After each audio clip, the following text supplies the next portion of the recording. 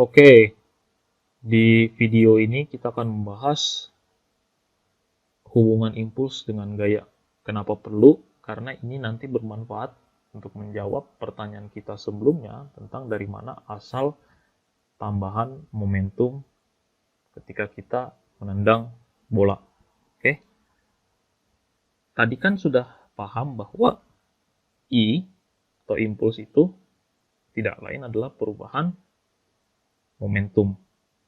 Oke, perubahan momentum itu bisa juga saya tulis sebagai momentum akhir dikurangi momentum awal.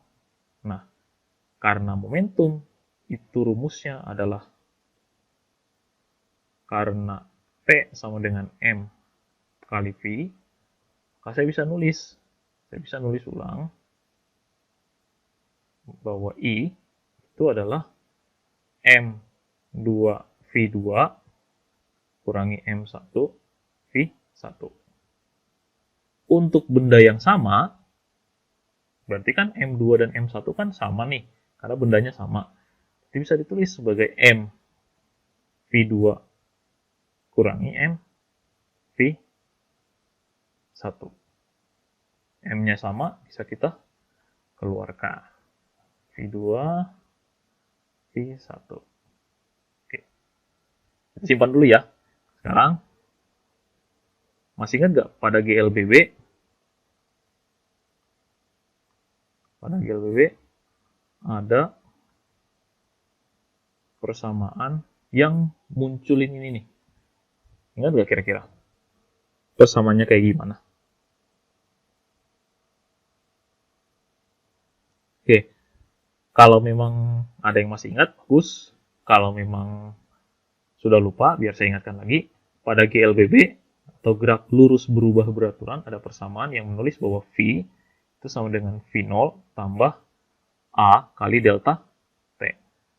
Pada persamaan itu, V ini adalah keadaan akhir, V0 adalah keadaan awal. Kalau kita sesuaikan dengan kondisi kita sekarang, ini bisa ditulis ulang jadi V2 sama dengan V1 plus A kali delta T.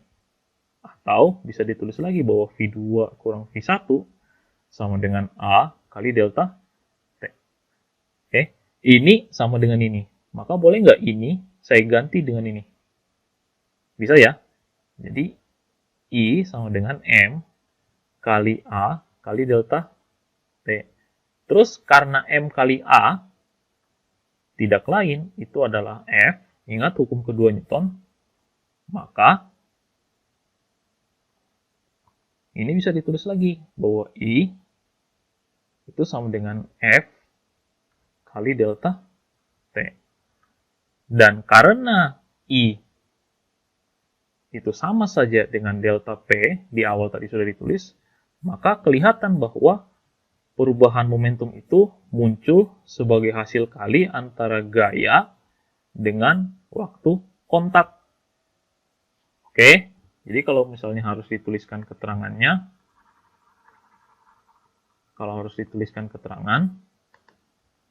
maka I itu adalah impuls, F itu adalah gaya kontak,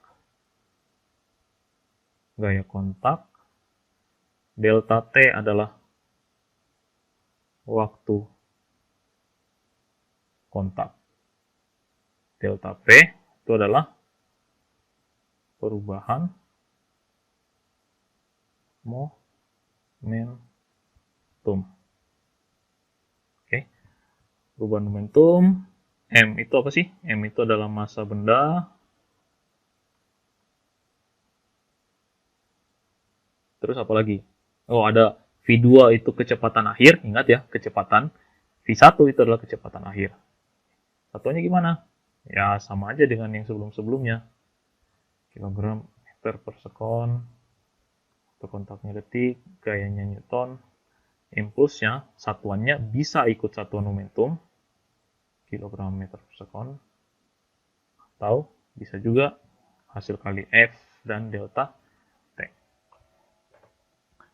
Jadi dari sini kelihatan nih bahwa si pertambahan momentum itu sekali lagi seperti yang sudah dibilang, muncul sebagai hasil kali antara gaya dan waktu kontaknya. Gimana Pak contoh penerapannya? Misal kayak gini nih. Oke, misalnya saya punya bola nih, 1 kilogram. 1 kilogram nih. Terus saya tendang dengan kaki saya. Dari sana saya menghasilkan gaya sebesar 100 Newton dan waktunya terjadi selang sempit. Selang waktu itu sempit, kaki saya cuma bersentuhan dengan bola itu sekitar 0,2 detik aja. Nah, pertanyaan pertama, berapa impulsnya? Berapa impulsnya? Ya gampang aja. Kan tahu bahwa I sama dengan F kali delta T. Artinya 100 Newton kali 0,2 second. Jadi impulsnya adalah 20 Newton second atau 20 kg meter per detik. Terus pertanyaan kedua nih. Kalau gitu berapa pertambahan momentumnya? Bingung nggak? Ya nggak perlu. Ingat bahwa pertambahan momentum itu atau perubahan momentum sama saja dengan impuls. Sehingga kalau impulsnya tadi dapat 20 kg meter per detik, maka momentumnya juga mengalami perubahan sebesar 20 kg meter per detik. Nah, kalau udah gitu, bisa nggak cari tahu berapa momentum akhirnya? Kalau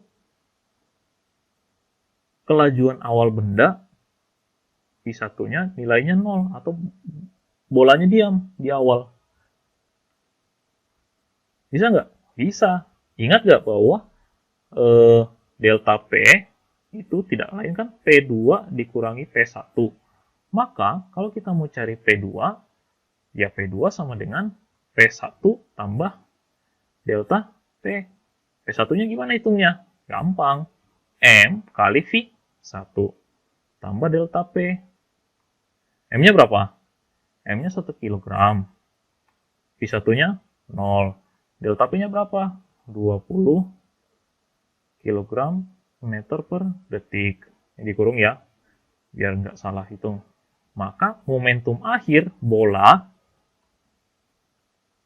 itu adalah, nilainya adalah 0 tambah 20 kg meter per detik. Sehingga kita tahu momentum akhir bola itu berapa? 20 kg meter per detik. Kalau gitu, apa yang menentukan akhir dan awal? Akhir dan awal itu ditentukan oleh keadaan sebelum dan sesudah berkontak. Oke, jadi kalau kita ngomong sebelum, artinya sebelum ada gaya kontak. Kalau kita ngomong sesudah, berarti sesudah ada gaya kontak. Oke, kontak itu maksudnya apa? Ya, keadaan ketika gaya dan bendanya saling bersentuhan. Oke, demikian. Agak panjang memang, tapi semoga makin panjang, makin jelas. Oke, nanti kita akan bahas lagi tentang di video berikutnya tentang hukum 2 Newton dalam bentuk momentum. Oke, sampai ketemu di video berikutnya.